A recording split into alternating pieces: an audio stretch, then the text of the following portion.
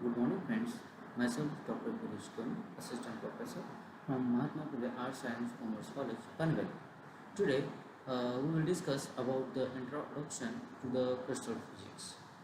Long back ago, in ancient time, crystalline properties were studied from external form. That is, its external structure, like for floor, like I mean the ground floor or the wet floor. It is as it is a fine structure, so that time it is considered as a amorphous structure, whereas the sugar or the salt, as it has a particular nature, so it can be it were considered as a crystalline form. Okay, so this is the way that how I mean the crystalline properties were studied in the ancient time. However, the development of knowledge of through the quantum mechanics, classical mechanics, band theory of solids, types of bondings took place with respect to time, curiosity of the mankind, and the technology. So, such a developed knowledge develops deep understanding and helps to explore new materials and their physical properties. Thus, crystal physics aims to interpret macroscopic properties, means properties of big bodies of solids in terms of microscopic particles, means in terms of small particles and their crystalline interaction. Now, as we are looking and discussing the crystal physics, so first question come in our mind is the what is the crystal physics? Crystal physics, also called as crystallography, is a branch of physics that deals with the study of all possible types of crystals and the physical properties of crystalline solids by the determination of their actual structure by using X-ray, neutron and electron beam diffraction. We have to note down some points like a matter exists in a three state wise solid, liquid and gases. All these states are composed by atoms and molecules. When we focus solids, they are classified into many types based on their properties like electrical properties. They are classified into metal, insulator, semiconductor, mechanical properties, hard materials and soft materials, then magnetic properties, ferroelectric, dielectric, like that, optical properties, like opaque and transparent, then thermal properties, thermally conducting and insulating, etc. The main reason for these different properties of a solid is their crystal structure. So that's why we need to study. Now coming to the matter, it has a main three phases like a solid, liquid and gases. We know solid has its own shape and size, whereas a liquid can obtain the shape of the container, but it has a fixed volume.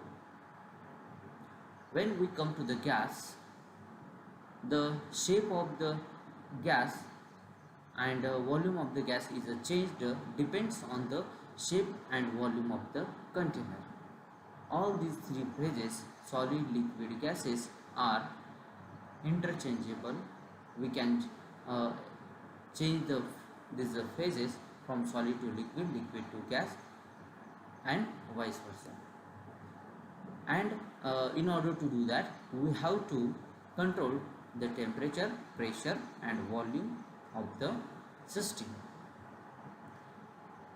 Apart from this, the question comes in our mind is that why solid, liquid, gases, these three different phases are exist, and the simple reason behind is that the force of attraction between the atoms or molecules and the distance between them, like in a solid, force of attraction is comparatively high and distance is very small, so that it exists in a solid form. When we come to the liquid, the force of attraction is relatively small compared to the solid, and the distances between the atoms or molecules or constituent particles is relatively high than the solid, like about a few angstrom. When we come to the gas molecules, gaseous matter, then the in the constituent particles or the gas molecules, force of attraction is almost uh, absent, and that's why they are free to move, and that's why mm, the distances between the molecules is comparatively very high than the solid and liquid, and that's how these three different phases are existed in the nature. Now coming to the classification of solids, basically solids are classified into two categories. One is a crystalline solid and another one is a amorphous solid. Again, crystalline solid is classified into two categories. We will see them afterwards. First, let us understand what is a crystalline solid and amorphous solid. They are classified based on the arrangement of a atom. Okay, so the crystalline solid is the substance whose constituent particles are arranged in a definite geometric pattern in the three dimension, and such a substance is called as a crystalline solid. Whereas in the amorphous solid, the constituent particles are arranged randomly, or they are not arranged in any regular pattern in a three dimension, and such substances is called as amorphous solid. The examples of metallic crystals is like copper, magnesium, aluminium, uh, or gold, silver, etc. For non-metallic crystals, we know carbon in diamond form, silicon, and germanium, etc. Whereas the examples of amorphous solids is like glass, plastic, rubber, etc. Now, in order to demonstrate the arrangement of particle in a crystalline solid and amorphous solid, we can see how the constituent particles, if we consider the constituent particles is a sphere in a crystalline solid, they are arranged in a specific geometry, whereas in amorphous solids they are arranged randomly. This is the demonstration of constituent particles in two dimensions. Okay. Whereas there is a, as I already told, the crystalline solid is classified into two categories. One is a polycrystalline and another is a single crystalline. So then we have to understand what is meant by polycrystalline. Polycrystalline is a solid or object in which periodicity is interrupted at the grain boundaries. And what is the grain boundaries? Grain boundary is the region. Grain boundary is the region where periodicity is disrupted or interrupted within the crystal. So polycrystalline is a substance in which periodicity is interrupted at the grain boundaries.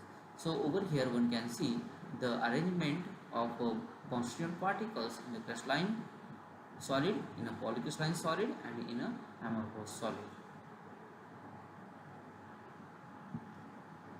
Then one can see the arrangement or the demonstration of arrangement of constituent particles in a three dimension for crystalline solid, polycrystalline solid, and amorphous solid. One can see in a crystalline solid the arrangement is a uniform, where arrangement of constituent particles or atoms is uniform, whereas in polycrystalline solids it is interrupted at the grain boundaries, whereas amorphous solids contains the random arrangement of atoms or molecules or constituent particles. Now coming to the second type of the crystalline solid, which is a single crystal. So single crystal is the solid object in which constituent particles like atoms, ions or molecules are repeated throughout the entire volume. That is, it consists of ordered three-dimensional arrangement of the constituent particles. Okay, so one can see the examples of single crystalline form, or over here I have shown some pictures of the single crystals, and one can realize how they are sharp, right? So single crystal have the uniform arrangement of the constituent particle throughout the entire volume of the object or solid object. So I will left the one question with you as a assignment, what will be the difference if water freezes faster and slower. So this is the question to you people to understand how, what will happen if the water freezes faster and slower. Now how to this is over here I have given the trick for remembering the difference between single crystal and polycrystal. If the interruption in the regular arrangement of constituent particles is there, then it is a polycrystalline solid, right? If interruption is not there, then it will be the single crystalline solid. So this is the trick to remember the single crystal and polycrystalline solid definition. Thank you.